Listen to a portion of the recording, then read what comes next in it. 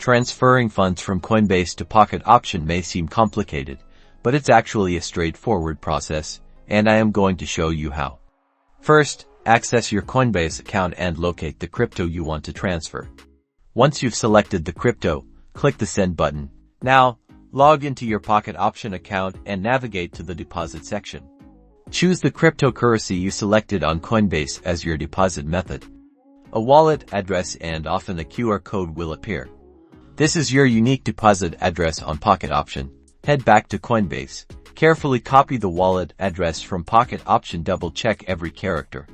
Paste this address into the recipient address field on Coinbase.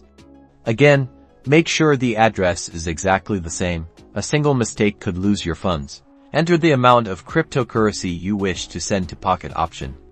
Review all the details one last time, making absolutely sure the address and amount are correct. Once you're certain everything is accurate, click the Confirm button. Coinbase will process your transaction. This usually takes a few minutes, depending on network congestion. You can monitor the transaction progress on the Coinbase transaction history. Finally, after the transaction is confirmed on the blockchain, the funds will appear in your Pocket Option account balance. You are now ready to trade.